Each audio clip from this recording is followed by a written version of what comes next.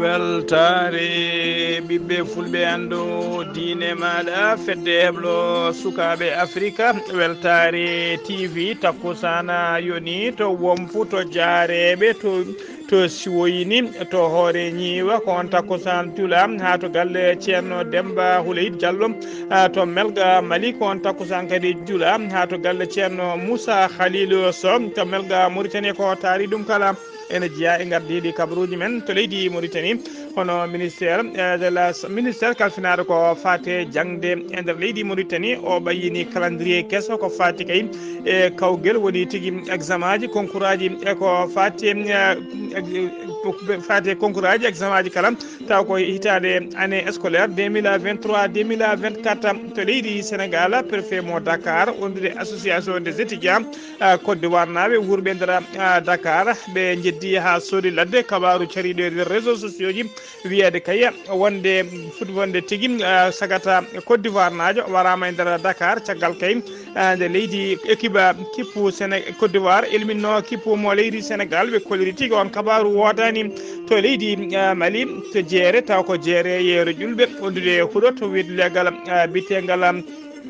to legal bitegal hippodrome ko nden jeere tigui sumi ñande aleta ɓennuɗo kedde Afrique ma en ketto musidɗo men Alassane Oumar Mbodj habaruji men joolam jaɓɓeri jeen ha to leydi Ukraine to leydi Russie to leydi France to leydi Mexique ha to leydi Israël hakkude momin Gaza bisimilla mon e ketki hoto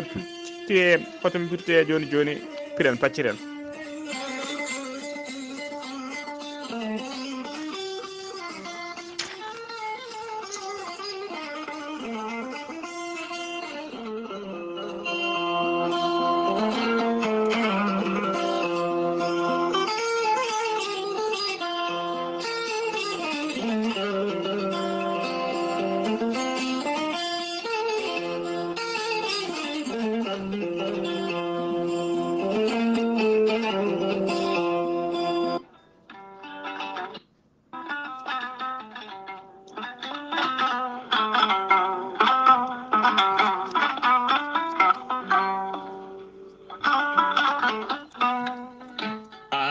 jambitowo ɓandu musoru ɓandu jaaɗoru ɓandu wuloru koyɗe musoje koppi musoji keceji musoje AVC cardiaque moƴƴijam dogata e ɗaɗi muɗuma donkuɗo yaade juma e jama e jokkoyde enɗam kala holko jokkodirta koye gorel te heeɓe hutortoɓe ɗum jokkodiri e gorel te kolliti oɗo saaha koɓe jambitanno duuɓe kitale kala ɓe mbi'i alhamdulillah gorel te ko kawisaji mawɗi ko haa ko iwru ko to koridinoro ari ko wallude e safrude ha moni kala yiito hen hoore muɗuma gorel te a ittat ko jamireɗa mbaɗa e ndiyam gulɗam aɗa yara aɗa yiito hen collal ɓandu maɗa ala effet ala rewam ala haydara ko haako tan wocca ko fewna ha feewi aɗa yara ene lawƴa kala ñabbuji gonnoɗe nder ɓandu maɗa an jiɗɗo jokkodirde e tonggode gorel te walla ni site gorel te janggana hoore maɗa ko jangta e gorel te jahata koto internet a tappa toon www.gorelte.com joni jiya toon ko safrata e ñabbuji cuɗotoɗe ɓalli kala so tawi noon ko tonggode gorel te jiɗɗa hebde gonɗa koye nder leydi Mauritanie jokkodirta koye Adama Niang ɓuurandireɗe Boy Nasa on noon mbatta ko 47 85 20 96 walla so tawi koto sehil babi gonɗa e ko taari ɗum kala jokkodirta koye Elimane Ndiaye 46 57 85 92 so tawi gonɗa koto tay hayɗi e ko taari ɗum kala jokkodirta koye Acca Keɓe 46 46 48 86 walla so tawi koto Nouadhibou gonɗa jokkodirta koye Seyni Niass mbatta ko 46 53 52 43 so tawi gonɗa koto États-Unis de Amérique jokkodirta koye Abou Sow Kawral Fouta Business +1 34 77 01 56 77 so tawi gonɗa koto leydi France jokkodirta koye Harouna Ngayda 06 50 99 64 43 musidɓe tedduɓe gorel te e jeese men dañen jama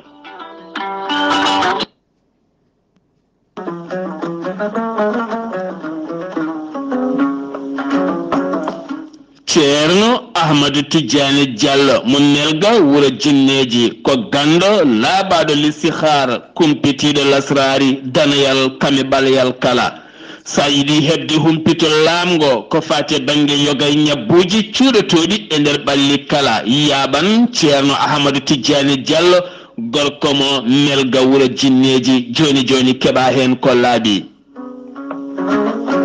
ceerno ahmadou tidiane diallo mo melga wuro jinneji ene safa kiis fibron nonne kadi caɗele ɓesgu joguiɗo caɗele gorago eɗin fannuji kala kono kadi ko bindowo laaɓaɗo listihara pirowo koyɗi guila to banggue golle moƴƴe ittude dabare kononne kadi kumiɗo guila to banggue dewle ha e golle e kayitaji kala kanko ceerno ahmadou tidiane diallo gorko mo melga wuro jinneji haɗani ɗon tan omo safra on janowo balogal ha yogay ñabbuji goɗɗi kala ha tenti noon omo jogui leɗɗe sa moɗi tan a yitoto hen hoore maɗa ceerno ahmadou tidiane diallo gorko mo melga wuro jinneji holto tawete hande omo tawe toon to paris lamorgo leydi france sa yiɗi jokkodirde e makko mbatta ko 00 336 04 04 66 27 walla noon so tawi ko onon wonde toon to leydi france mbatta ko 06 04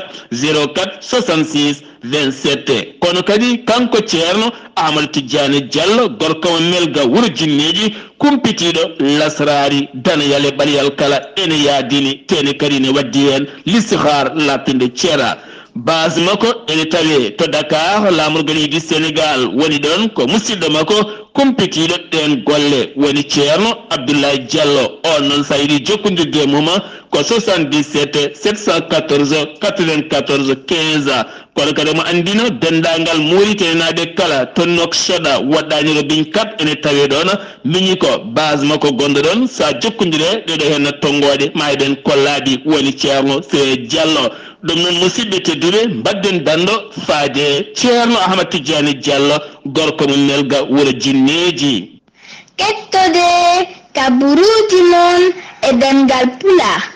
afrique asie europe amérique moyen-orient océanie jam ñalle moon musidɓe tedduɓe eɗen gona jaslari capantati e goo lewru siilo hitande ujunnaji ɗiɗi e nogas e nayya alarba sappo e jeenayya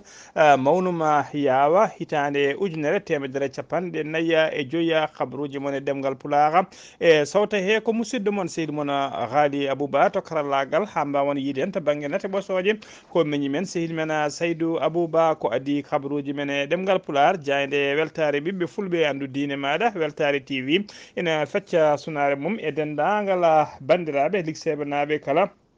ha tenti noon e galle hunjoɓe wondude e galleji kan hanɓe jaltugol aduna jinnaɗo men biyetenoɗo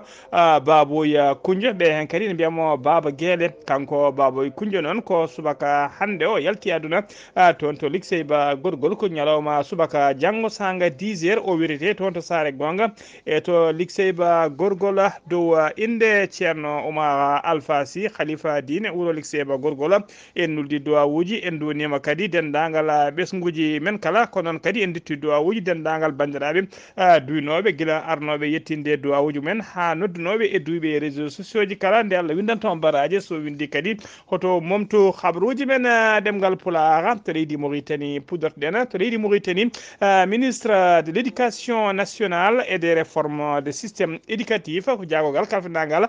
ko fate jangde nder leydi Mauritanie o holliɓe kolliri tigui wonde kay ɓe kolliri calendrier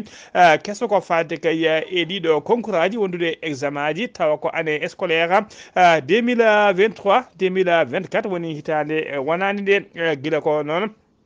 ko fati e won gila ko fati kay e waɗoɓe kay examen yi taw ko entrée en 6e année wondude e waɗoɓe ko wiyete BEPC e baccalauréat ko fati kadi concours aji taw ko rentranajo faaɓe école d'excellence so tawi ko examen aji ko fati deuxiéme trimestre on ɓe kolliri tigui taw ko fati e kalasuji ɗi kala so wona noon taw ko classe 6e année keddiɗi ɗi kala examen aji ɗi mbaɗat tigui onon deuxiéme semestre ko nogas e joyi ha nogas e jeenayi lewru mars so tawi ko classe mo 6e année noon ɓen puɗɗoto ko ñande nogas e jeetati gayna ñande nogas e jeenayi lewru mars so tawi noon ko janggoɓe collège woni secondaire examen ji noon taw ko deuxiéme semestre o kalasuji ɗi kala so wona kay waɗoɓe 4e année e waɗoɓe 7e année keddiɗi ɗi kala kawguela mumen woni tigui concours mumen waɗat tigui ko ñande nogas e joyi ha yetto nogas e jeenayi mars so tawi noon ko bac expérimental ɓe heɗene mbiya bac blanc ko ñande 14 e 17 lewru mai ko ndena waɗata so tawi noon ko examen ji fin de l' année woni tigui examen ji mayɗe hitande ɗi noon puɗɗoto ko lundi nogas altine nogas e nayyi lewru juin ha ñande aljuma ɗi ñande aljuma nogas e jeetati lewru juillet 2024 so tawi noon ko concours faade kaya école aji taw ko école aji d' excellence ɗina kawguel guel waɗata ko ñande 13 lewru août binditagol nongol woni registre ko fati kay ɓena waɗoɓe kawguel baccalauréat udditama e oɗo saaha joni koko udditi ha ñande nogas e jeenayi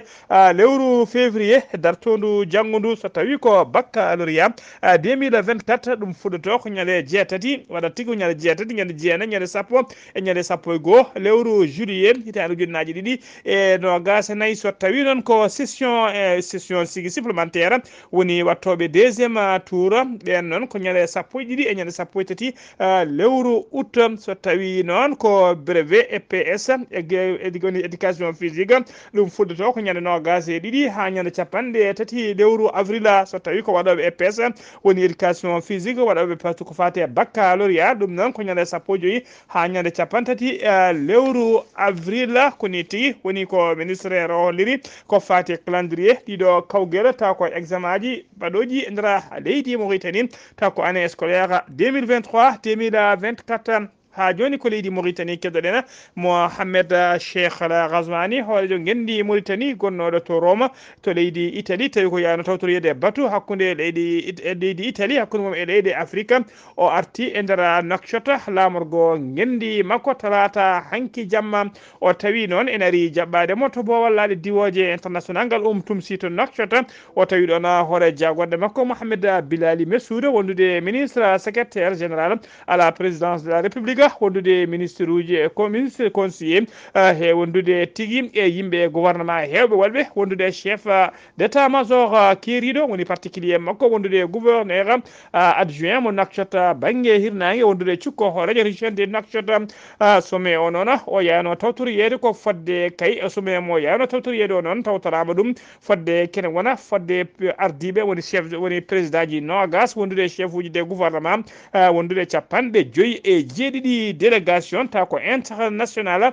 tawtorama nguɗon batu e nder marge sommet o noon e oɗon kanko Mohamed Cheikh Ghazouani o joddima toon noon o joddima toon kadi e o joddima toon e hewɓe taw ko ardiɓe e leyɗe tawi kadi ko leyɗe sehilaɓe ko joddima toon kadi e directeur général hono boña windere woni tigui front woni fond monétaire international directeur général FMI o wawi joddade ɗum to ɓe jewtidi ko heewi no feewi ko fati kay e jokkodiral moƴƴal hakkude leydi Mauritanie hakkude muɗum noon e catala bitengal FMI tawi kadi koya fannuji ɗi kala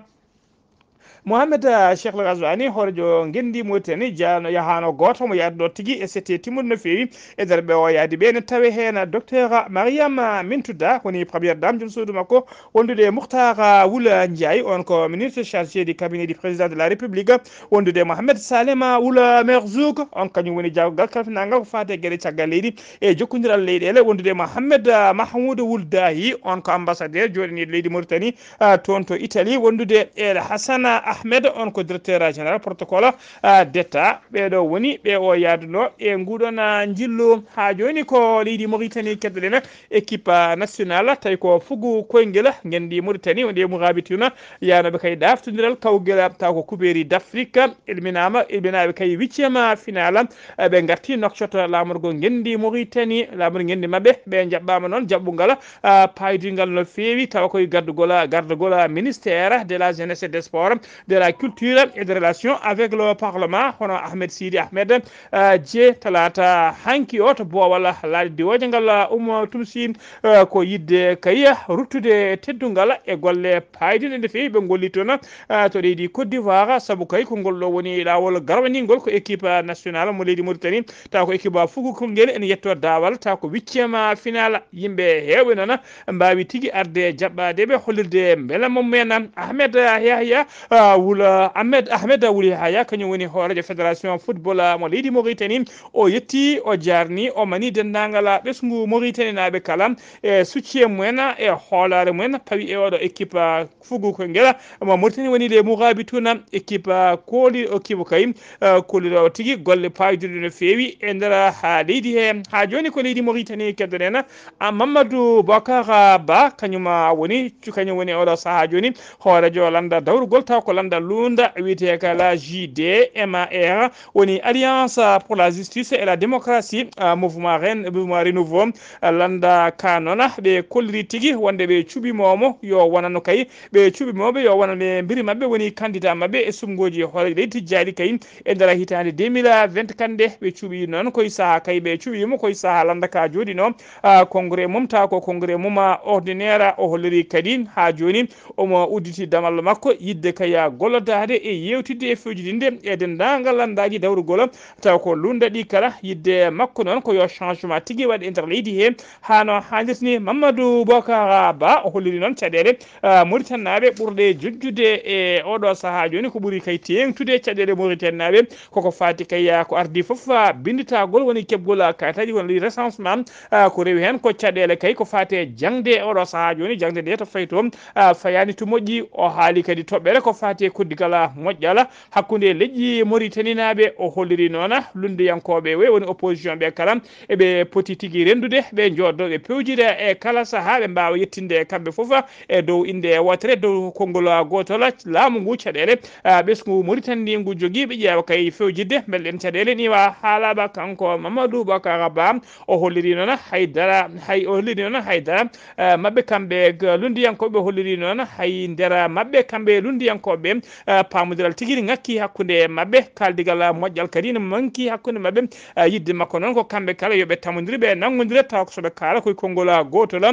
ko ɗum woni fandare makko ha joni ko leydi Mauritanie keddoɗen CVE woni coalition vivre ensemble ko landa dawrugol lunda kañum wiyete noon landa ka noon kamɓe ɓe tawi sunare mabɓe mawde no fewi jaltugol aduna hono colonel Dia El Hadji Abdourahmani colonel Dia El Hadji Abdourahmani noon ko kawmuma kadi ko tokara président Aboubacry Souleymani Ba o yalti aduna noon ko gila altine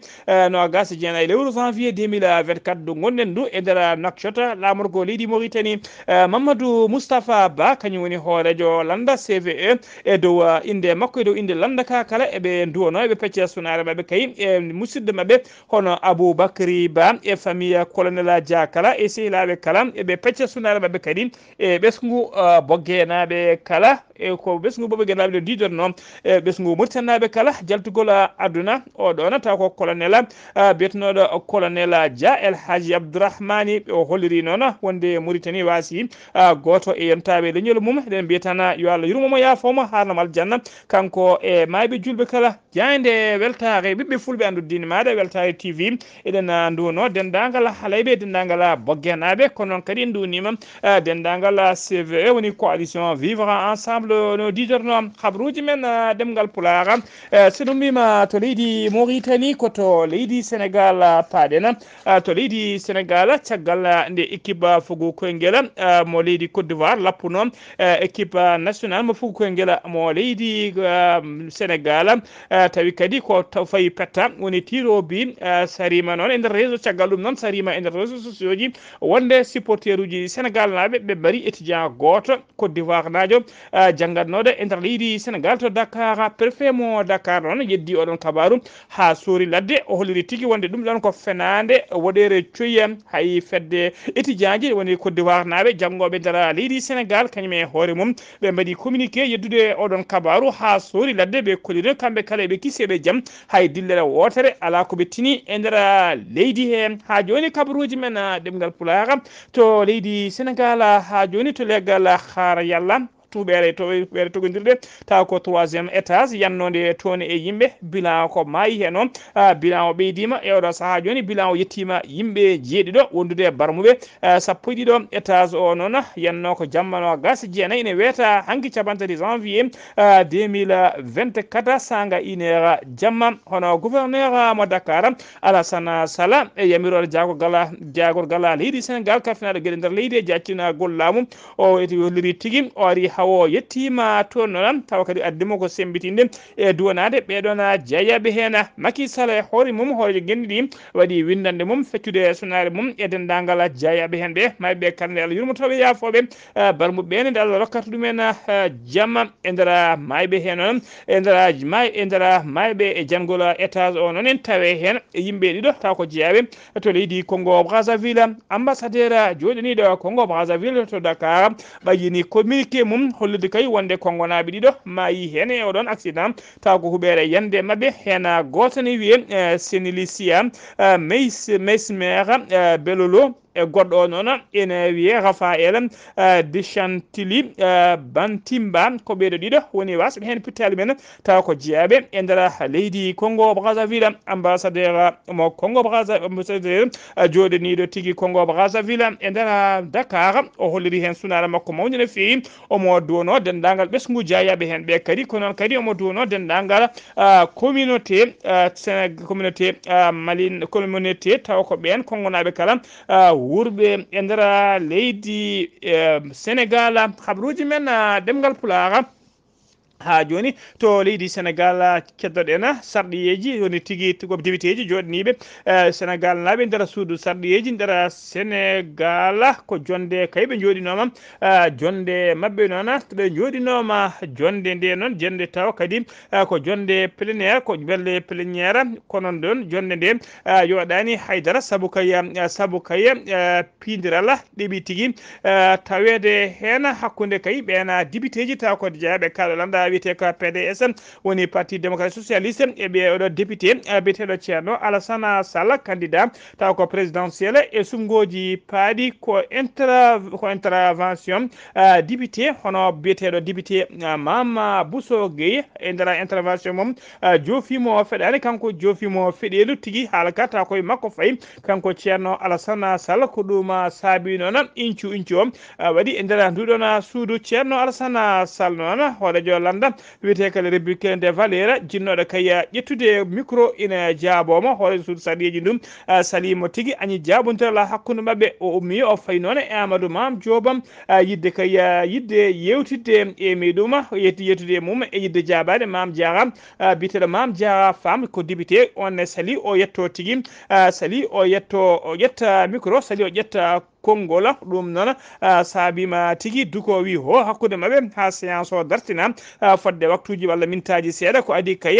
koɓe ɓamta ceerno Alassane Sall noon holliri tigui wonde ko portoyowo plainte contre député ji PDS saabu kay ɓe kaɗimo ko wiyete droit de réponse ha joni kabaruji men ɗemgal Pulaar to leydi Sénégal ha joni kedduɗen Union européenne ɓe nuldi 130 neɗɗo ɓe observateur tawi ko arɓe ƴewde kay no sumgoji ɗi ɗamini yarude e nder leydi Sénégal ko fati noon mbiɗen e sumgoji tijjari taw ko ñande 25 lewru février hitande ujunnaje ɗiɗi e 24 ardi oɗon mission noon taw ko les observateurs wedde union européenne ardi ɗum ko biteɗo Malé Béjorik ko debbo tawi kadi ko député e nder parlement européen omo tawe oɗo saaha joni e nder Dakar guila altine ɓennuɗo o waɗi ni conférence de presse e nder conférence de presse o holri wonde oɗo mission des observateurs ɓe ngari tan ko yeɓe ngari wonde tigi oɗo mission ko impartial ko indépendante hay goto ɓe gonɗanani ko ɓe libre ko ɓe indépendant kadi ɓe nantata hunude mabɓe e haalluji mabɓe e ɗiɗon sumgoji ko wi tigi wonde sumgoji ɗi ko sumgoji Sénégal naɓe kañumen jeeyi sumgoji men kamɓe ɓe ngari tan ko wadde observé woni tigi ƴewde holno sumgoji ɗi poti rewirde ha joni kabaruji men ɗemgal Pulaar to leydi Sénégal ha joni Bougani Gueye Dany ko gardiɗo landa wiyete ko Guen Sabopam o holliri tigi wonde ko ñande aseta paɗo ɗo o waɗata haalande makko nden haalande noon ko hollide kay hol candidat mo ɗamini wonande so tawi kay ko landa Pastef walla ko landa keddi kam ko ñande aset tigi o hollirta ɗum Pastef noon tawi koye yamirore Bassirou Diomaye Faye gembiniɗo landa ex Pastef kam o nuli sete timmuɗo no fewi taw ko sete Pastef naɓe to galle kanko Bougani Gueye Dany o wawi tigi ɓe yewtide makko ona sete noon tawe hen biteɗo Yassine Fall on ko cukko horejo landa Pastef wondude e El Malick Ndiaye wondude député Ayiba Daffé ko adi ɗum noon tawi kadi ɓe mbawino wadde porte à porte ɓe mbawino kay joddade e yoga e yimɓe kay taw ko mawɓe tambiɓe kaɗo landa wiyete ka Pastef ha joni kabaruji men ɗemgal Pulaar sen ummima to leydi Sénégal koto leydi Mali paɗena to leydi Mali ñande aleta no gasa 6 janvier ko cumu kulɓinigo waɗi to legal bitegal hippodrome Bamako on subaka noon biteɗo Mamadou Ouattara jeeyo ƴulɓe kay e kuuɗo taw ko huuɗo tigui jeeyo kuuɗoli taw ko fati kay e jamde dabeje on subaka o finnirani siège caggal kay kanko e golliti makko ala caggal kay nde cuumu ko ɗum findiniɓe toon teskama noon matériel kewɗo e marchandise kewɗo kay guila ƴulɓe ha e kuɗolɗi ɓe jeeyatno kene wona valeur million ngaji 3 sumi hen ha wonti ndondi hay goto noon wasani hen fittade mum teskama noon saabi cuumu ngu noon ko duppannoɗo jinde taw ko jinnoɗo duppude kurjure sara ɗon ko ɗum saabi nguɗon cuumu ha joni ko leydi Mali keddoɗen force armée malienne woni famaɓe kolliri tigui wonde ɓe jiiti ɓe pirti base taw ko base seɓɓitiɓe bannoɗo kaye e baɗannoɓe kaye kala saha e nder nokkuji kewɗi janguji caggal noon nde seɓɓitiɓe ɓe mbanno janguji mumen e nder ɗeɗo guure ko wayno wuuro witengo Faba Koura e wuuro witengo Bouya Gui Wéré tawi nder région de Sédhiou nden noon kamɓe fama ɓe tini ɗiɗon janguji ko ɗon tigui ɓe ummini gueɗelaɗe mabɓe diwoje ha e armée terre kala ɓe mbawi wadde jiilaw ɓe mbawi noon wadde repéré yitude base goto ko base terroriste cuuɗinoɗo e nder ladde ɓe duppi base o ɓe pirti ɗum ha sori ladde caggal ɗum noon e nder polori tigui ɓe mbari terroriste uji kewɗi no fewi e nder oɗon bombardement ha joni ko leydi Mali kettoɗen colonel Azimi Koita horejo gendi transition leydi Mali o bismima joddima alde talata hanki o en audience e cukko jagorgal leydi turque kalfinade ko fate gueɗe caggal leydi e jaccenegol gueɗe caggal leydi e jokkodiral leyɗele taw kadi kañum woni kalfinade ko fate jokkodiral Turquie hakkude mum e leydi Afrique e hakkude mum e dongre Moyen Orient kala ministre o noon ari kene addori ɓatake taw ko ɓatake dariɗo mo Recep Tayyip Erdogan faade e sehil mum hono colonel Azimi Koita kanko cukko jagorgal noon kañum e colonel Azimi Koita ɓe jewti ko heewi no fewi ko faade jokkodiral moƴƴal kay e yidde laldade kay cehilagal hakkude leyɗe ɗe ɗiɗi woni tigui hakkude leydi Turquie hakkude muɗum e leydi Mali habaruji men ɗemgal Pulaar sen ummima to leydi Mali jabboden ko musidɗo ɓen hono Alassane Oumar Mbocca gorko mo saranogo fate robino kedde Afrique Alassane Oumar Mbocca a salminama a juuram. en calmitima Ghali Abouba en calmini dendagal hettiyankoɓe Ayawo TV e ñalawma hande o kabaruji men ɓuuri tengtude e dongre Afrique puɗɗoɗen ko leydi hono Mali toon to weeli gara ko yimɓe nogas e joyo mbara toon tawa ko woni koɓe mabɓe wonde Wagner uji en mbaɗi ngal ɗon hono baɗal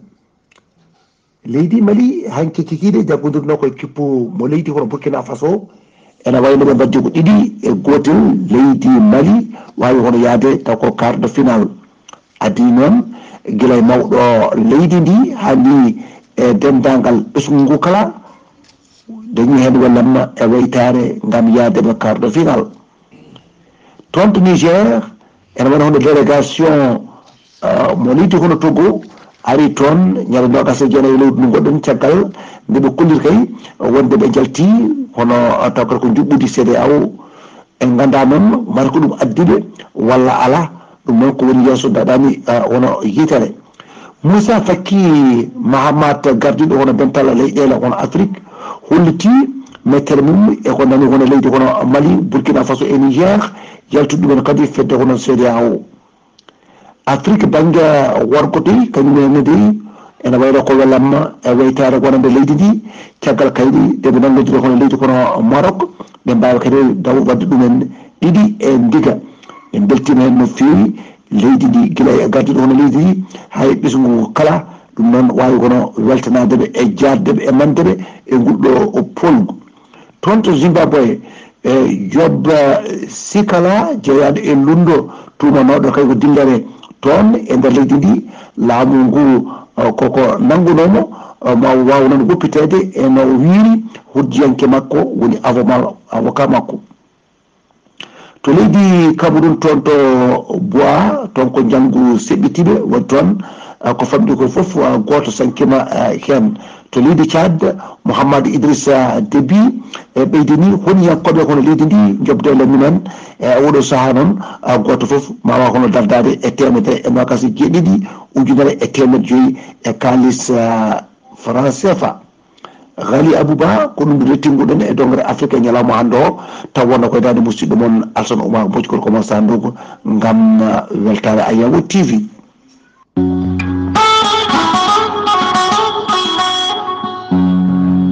Gonkay wiyaga kida tomi ko jande heblo sukaɓe Africa nde tawno jande ndene laaɓi kadi humpede welami humpitede ɓuuri humpede budal yurmede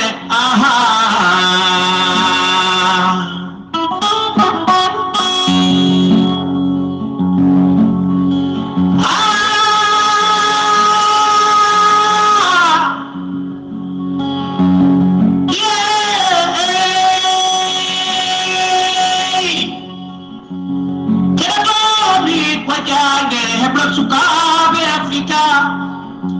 kilotoɗi ko fuɗal yurmede danan secrétaire naata e duule o miɗo jogolo ɓuri jamma fuɗal yurmede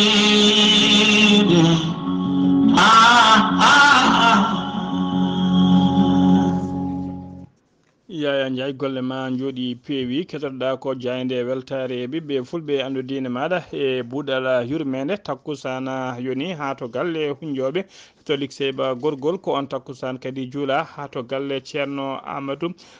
Isaga toon to botto e ko taari ɗum kala habruji men ɗemgal pular habruji men joram jaɓiri to laamu to leydi Ukraine laamu leydi Ukraine e ngu leydi Rissa ɓe kolliri tigui wonde ɓe mbaɗi gostodiral ko fate prisonnier ji woni échange des prisonniers hono ministre de la défense mo leydi Rissa o holliri tigui wonde ɓe keeɓi 195 taw ko soldatuji mabɓe nangganoɓe kayya Dumba e nder dam gonnoɓe ne Dumba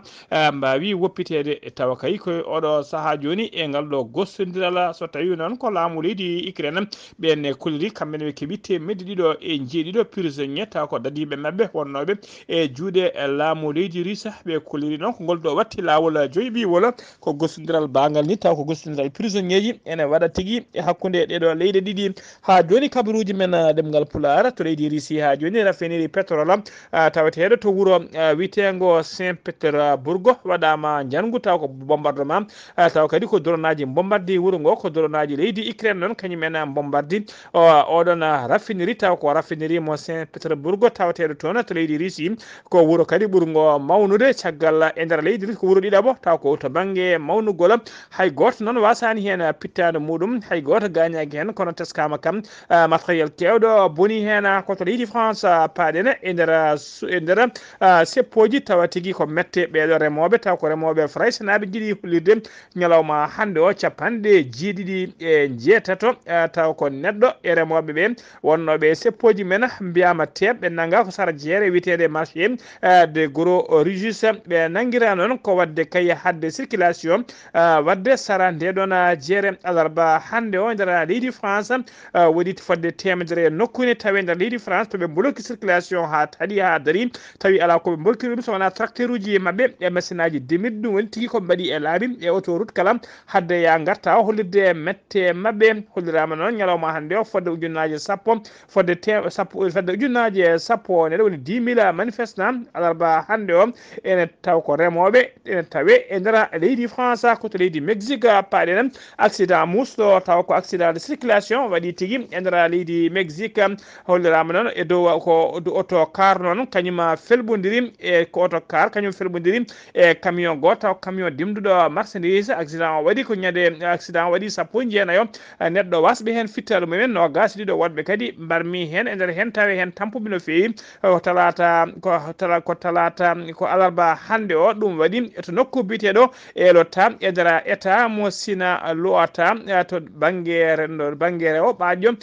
hirnangue leydi Mexique autoji ɗiɗi kala noon caggal nde perɓodiri Allah e perɓodiral ngal musde kanji ɗiɗi kala ɗi duppiti jeygue ko guerre hakkude Israel e Hamas guerre ne jokki ñalawma hande o guerre o musi no fewi saabu kaye guila subaka ha jamma e kala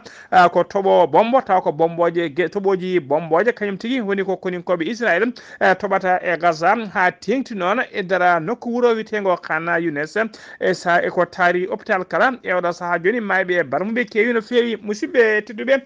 gasi ha laaɓi ceer ko ɗum ɗo wonno komin tongat noon kabaruji men e ɗemgal Pulaar e sawte ko musidɗo mon sehil mon Ghali Abouba to karallagal ha mbawan yiide en to banggue nata bo sojo ko Saydou Abouba roɓino Afrique ko musidɗo men sehil men Alassane Oumar Mbocco kettimalaki jaam yo jaam Allah jogomi jogo on.